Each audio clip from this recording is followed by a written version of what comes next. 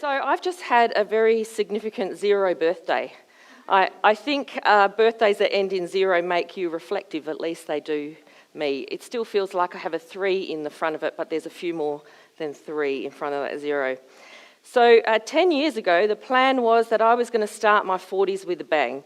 And we'd been looking forward to it for years because I'd had this lifelong dream to go to Paris. I studied French at school and my parents holidayed in France when I was little. And so Simon had promised me that he would take me to Paris for my 40th, which was also our 20th wedding anniversary that year. But 40 took a nosedive and it ended up being one of the most difficult years of my life.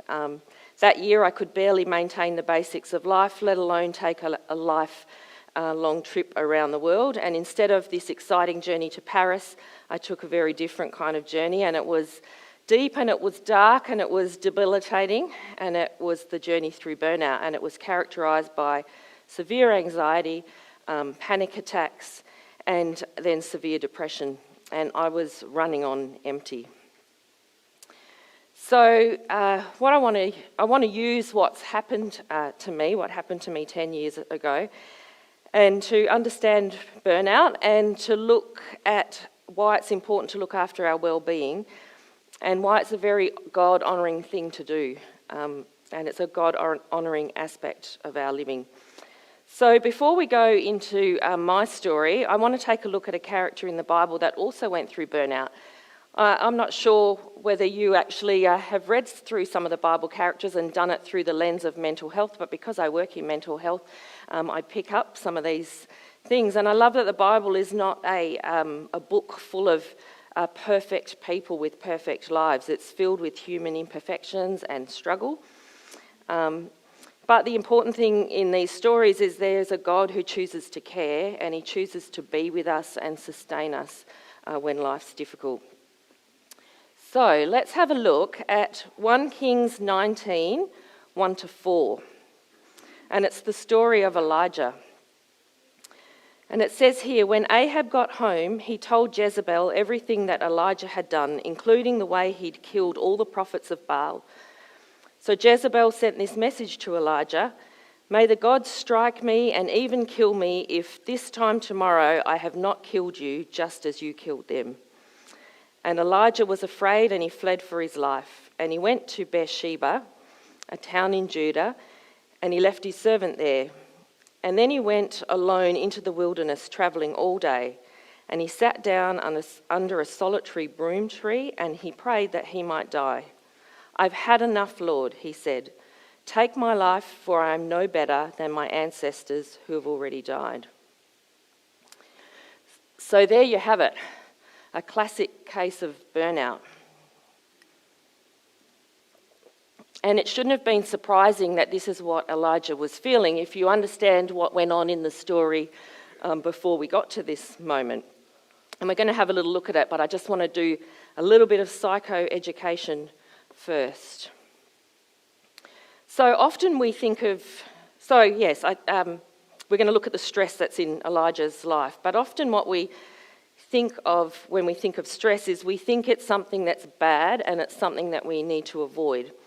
But stress is actually just a normal body reaction that happens when changes occur in our life. It's a normal part of life, and the stress response helps our body to adjust to new situations. So as humans, we've got to understand that we're holistic. So we're made up of parts that are interconnected. So we're physical, which is our bodies. We're emotional, which is our thoughts and our feelings. We're social, it's how we interact with our world. And we're spiritual. So we have a soul, it's our relationship to God. So stress is simply a demand put on our physical, emotional, social and spiritual well-being. And stress can be positive. It keeps us alert, it keeps us motivated, ready for action. It helps us to enjoy pleasurable things. But stress can also become a problem when stresses continue without relief and there's not enough periods of relaxation. So in other words, stress can be good stress or it can be bad stress. So some good stresses would be weddings and new babies and a new house or a new job or an exciting holiday. Or it could be thrill-seeking events like skydiving and bungee jumping. You'd never get me doing either of those, but some people want the adrenaline rush of those. Then there's bad things, so things that cause distress. They place a demand on us in a negative way. So there's conflict, or we have relationship breakdowns, or we have ill health, or we've had an accident, or there's financial hardships. Or we're overworked, too much challenge, or we're underworked, not enough challenge. Those sort of things can cause stress too. So too much of a combination of any of all of these things are going to have negative effects on our bodies because it's the same chemicals responsible for both. So the adrenaline and the cortisol, you have those, whether it's good stress or whether it's bad stress. So what was going on for Elijah? Have a little listen to what happened in the story before we got to the sitting under the broom tree, and see if you can have a listen to the good stress, bad stress in Elijah's story. So Elijah was a prophet of Yahweh. He was a prophet of the God of Israel, and it was his job to speak God's truth to the people. That came with responsibility, especially when he had to tell the people some bad things were going to happen to them because they were being disobedient. He seemed to be doing his job on his own, and in fact Elijah claims that he was the only one that he was aware of at one point in the story. And compare that to the fact that in the same story there's 800 prophets of Asherah, which is one of the idols, another 850 prophets of Baal. So imagine being the only voice speaking God's truth in that context. So then he had to proclaim that there was a drought on the land because of their disobedience. What's really interesting, I googled Baal, the idol Baal, and Baal was known as the god of dew and rain. So how interesting that the people were putting their trust in Baal and then God had to bring them back to obedience by bringing a drought. Anyway, interesting. So he proclaims a drought. That puts a target on his back, and Elijah has to go and hide for fear of his life. Then God tells him he's gone out and hidden. The country's in drought, and then God tells him he needs to go and find a widow who will provide him food and water. Now that's an interesting step of faith too, because the widow is the poorest of the poor. She would have the least amount of food and water, but he's obedient and he doesn't, and the widow says she's only got enough flour and oil for one more meal, but she trusts God too, and God provides their food, and her oil and her flour and oil don't run out for the time that they're together. Unfortunately, the widow's boy does die, and then she blames Elijah for that because he asked for the food. Then Elijah raises the boy back to life. And then there's this massive challenge, an epic showdown of which God is real, the God of Yahweh or the God of Baal. And then they make these altars and they put wood on them and they douse them in water, and there's a whole day of chanting and praying. And of course, the God of Baal can't destroy his altar. And then God comes in and proves his power and hits it out of the park because there's fire from heaven. It consumes the altar and the water. It's massive, and the people turn and believe in God. And then Elijah has all those 850 prophets of Baal killed. And then King Ahab tells his wife Jezebel, and she is furious. Oh my goodness, poor Elijah. There is such a lot of stress in this story. Can you feel it? After all of that, after all of Elijah's obedience and following God's direction and God's show of his mighty power, Elijah is still running for his life because somebody wants to kill him. And then he's sitting under the broom tree and he says, I've had enough, take my life because I'm no better than my ancestors. I'm not the least bit surprised, actually. At this point, I think it's pretty clear that Elijah has nothing left in his tank.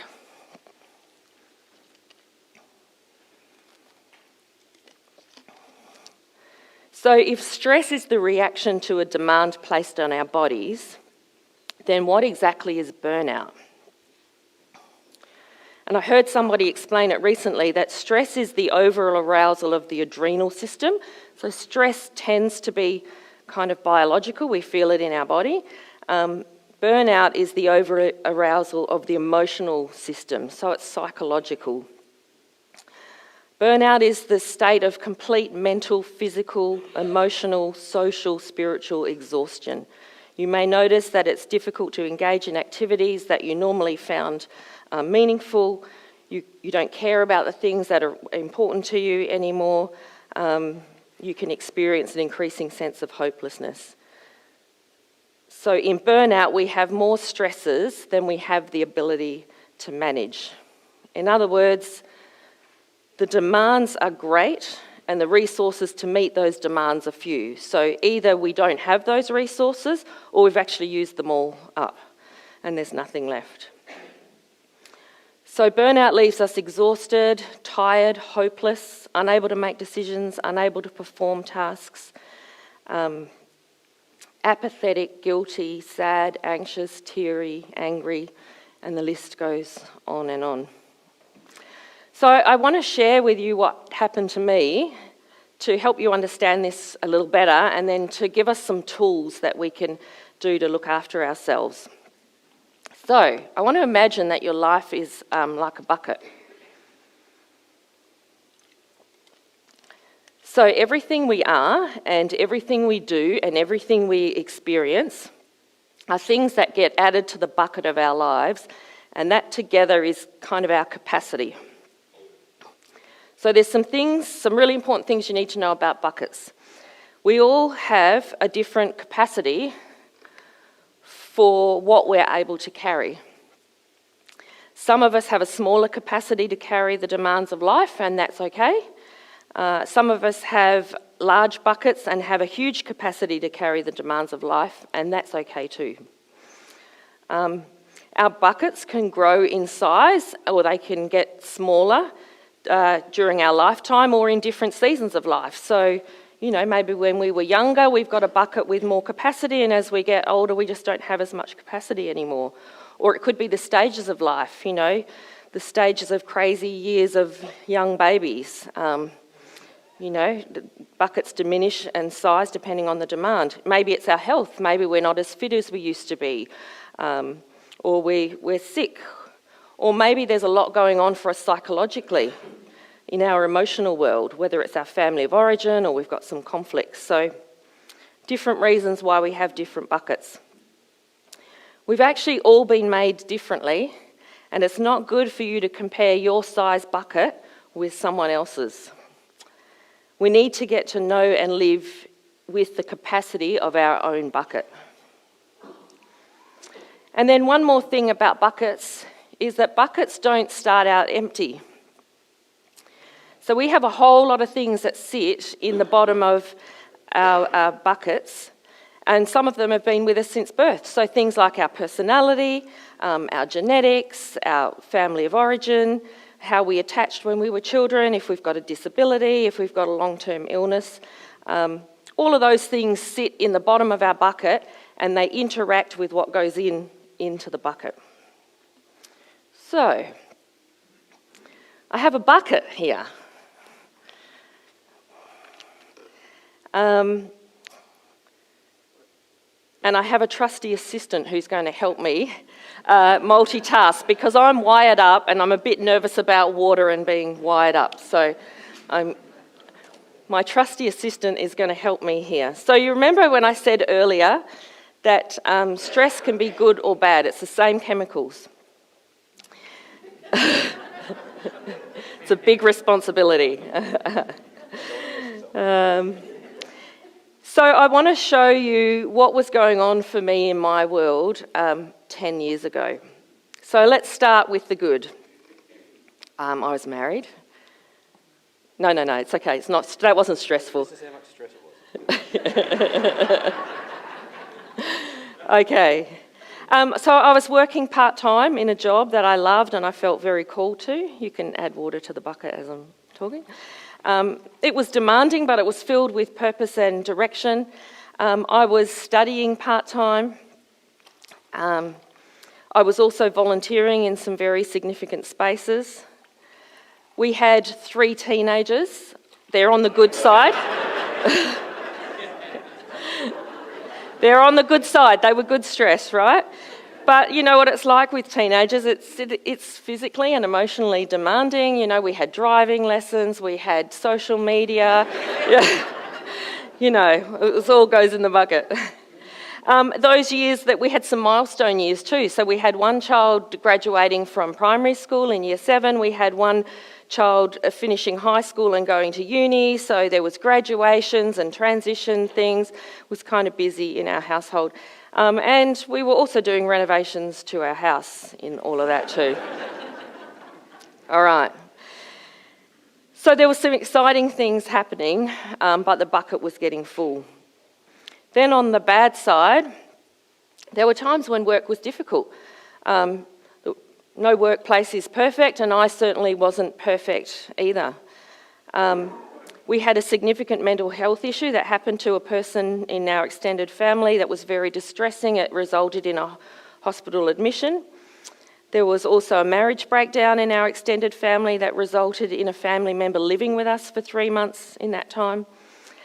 Simon's mum was diagnosed with a rare degenerative disease, which she died from a few years later. Simon had a new job.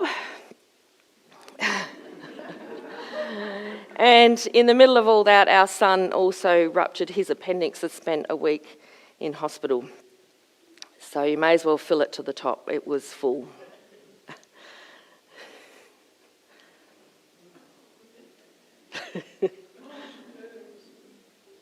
Keep going, put a bit more in. Thanks. You're done now.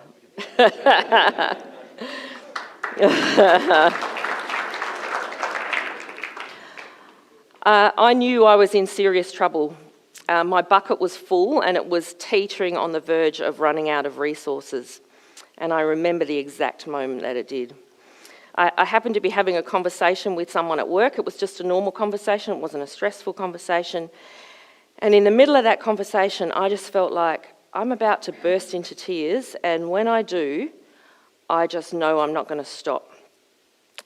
And I remember making some excuse that I wasn't feeling well, and I packed up my laptop and I got into my car. And at that point, I said pretty much the same words as Elijah. I've had enough, Lord. I can't do this anymore. And my bucket overflowed.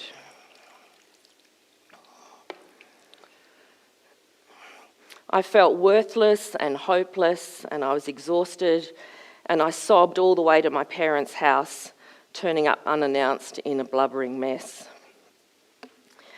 So I had what I now call an overflow moment. Anyone had an overflow moment before? You don't have to disclose. You don't have to, but yes.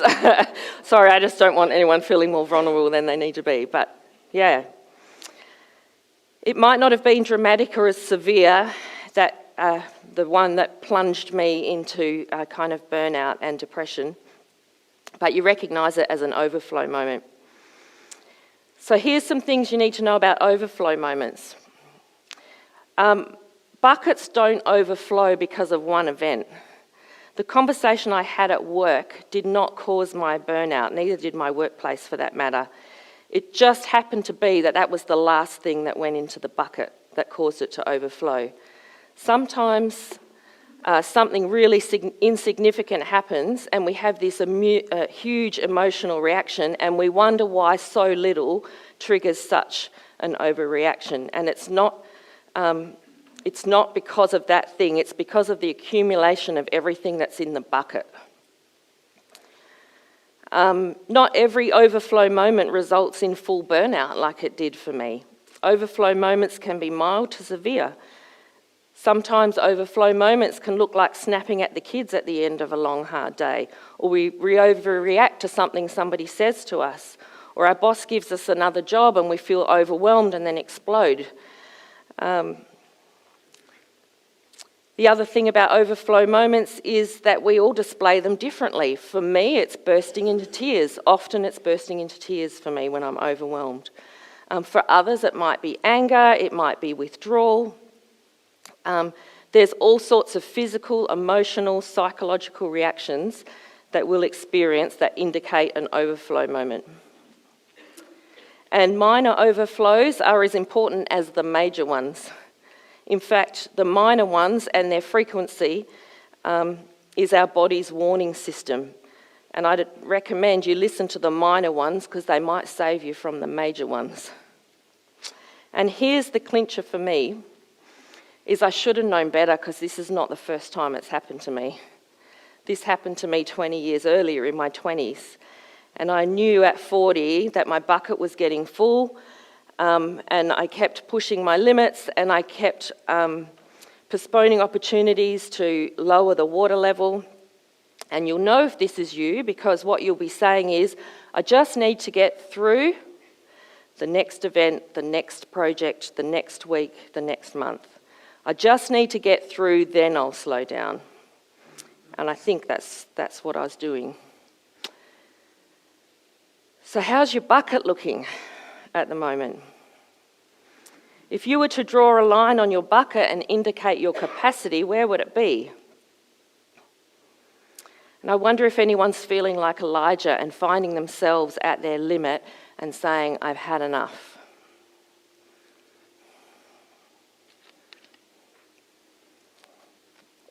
So, it's one thing to realise that you have a bucket that's too full, or even overflowing, but what do you do about it? So there's several things that you can do to manage the water in your bucket, but I just want to give you one really practical one. You kind of have to do my half-day or full-day workshop if you want to hear all the others, but we had to condense it down to a little bit. So let me give you one. We can add taps. If we had taps on our buckets, we'd have a mechanism for letting out the water and dropping the water level. I wonder if you've got any taps on your buckets, and how many do you have, and are they letting out enough water? So let's go back to Elijah and let's just have a look at the very first taps that God gave Elijah when he said he'd had enough. So in 1 Kings 19:5 it says, "And he lay down and slept under the broom tree. But as he was sleeping, an angel touched him and told him, 'Get up and eat.' He looked around, and there beside his head was some bread baked on hot stones and a jar of water. And so he ate and drank and lay down again.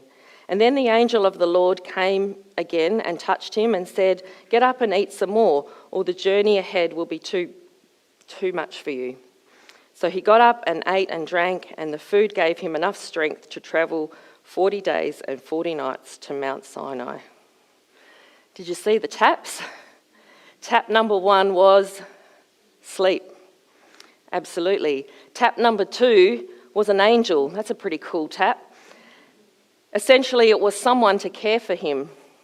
Tap number 3 was food. And tap number 4 was repeat. So he slept, ate, got up, slept, ate, drank, repeat. Never underestimate the basics of life as taps for reducing the water in your bucket: food, water, and sleep. They'll be the first things a counsellor will ask you about if you present with burnout. How are you looking after yourself? When we go through burnout, often what happens is that life is stripped back to the essentials of basic survival: rest, sleep, food. And if it's supplied by somebody else, that's even better. I love how after all the stress that Elijah went through, God very kindly brought him to a safe place. He was running for his life, where he could hide. He was allowed to rest. He was given food and water. And God turned on the taps and let some water out of his bucket for him. So given that we're human beings and we're holistic, like we said earlier, we're emotional, physical, social, spiritual, our taps should reflect the parts of us that need supporting. And ideally, you need taps in all of these areas of your life. We need physical taps. We need things like nutrition and exercise and sleep. We need health checkups. We need days off and weekends and holidays. They're all part of healthy taps. We need emotional taps. We need to learn to deal with what's going on in our internal world. What we're thinking and feeling and why we're feeling that. That might need the talk with a friend, or it might need talk therapy with a professional. We need some mental taps. We might need learning or upskilling, or learn how to do some mindfulness and relaxation techniques. We need relational taps. We need friendships, the ability to socialise. We need meaningful work and hobbies and play and family. And we need spiritual taps too. We need meditation and prayer and worship, and gathering with others and fasting and contemplation and being in nature. So do you have enough taps, and are they releasing enough water to make a difference in your bucket? I think one of the favourite parts of this story of Elijah, it's always been my favourite part of this story, comes right at the very end. After God had rested and fed Elijah and he'd walked for the 40 days, that would have given him a lot to think about, 40 days of walking after all of that stress that he'd been through. He gets to a cave, and God says to Elijah, "What are you doing here?" And when I read these verses, God sounds kind to me. He doesn't sound like he's accusatory. I read these words as kind. God asks Elijah, "What are you doing here?" And Elijah tells God his troubles. He tells him that he's been zealously serving God. The people of Israel have broken their covenant with him. They've torn down the altars. They killed all of God's prophets, and he's the only one left.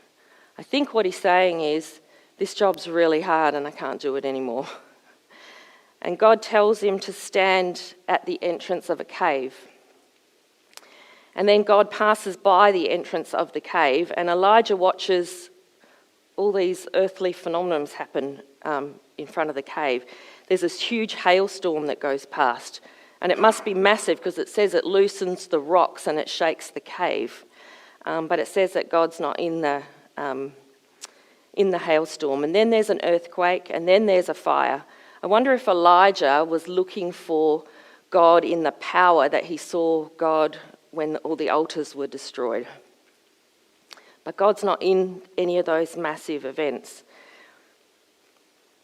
After the fire, there was the sound of a gentle whisper, and it says that God was in the whisper.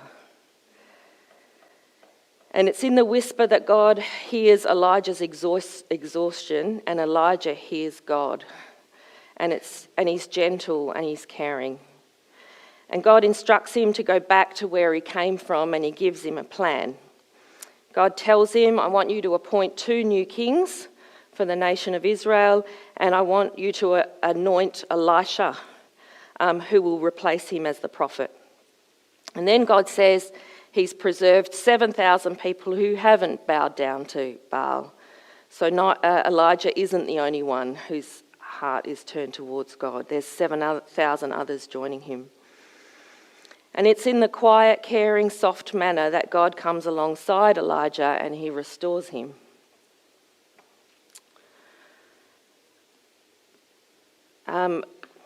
Burnout was a gift for me. It slowed me down, and it slowed me down enough so that I could start hearing the whisper of God. It forced me to add taps to my bucket. And when I was rested and restored, then God started to whisper. And I started to listen, and he came up with a plan. And I've spent the last 10 years watching that unfold in amazing ways. So we didn't make it to Paris when I turned 40, but we made it to Paris when I turned 41 a year later. We had the best holiday after the end of an excruciating, difficult year. It was a massive, joyful tap. And there were some highlights on that trip, but I think there was one that was really memorable for me. We booked a concert in the chapel at the Sainte-Chapelle Chapel, and if you've been to Paris, it's beautiful.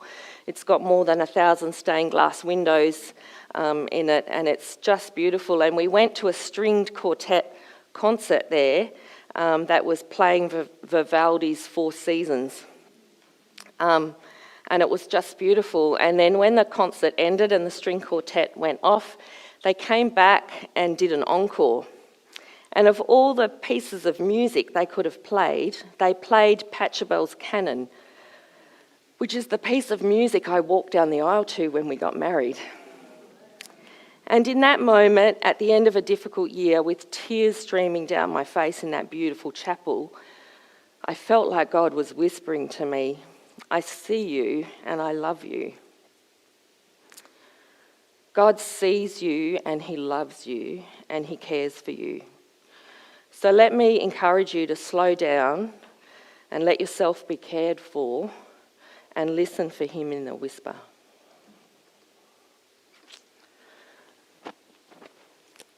Let me just pray.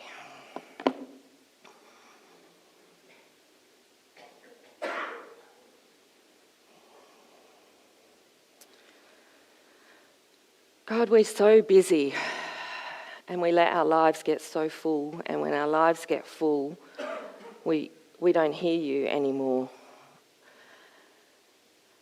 So Lord, we come before you and we pray that you will help us to put taps on our buckets to reduce the water, to care for our bodies and our minds and our souls and our emotions so that we can listen to your whisper. And for those that are overwhelmed, if you've come to the end of yourself, do you thirst for the drink from the well? Then Jesus is calling. Amen.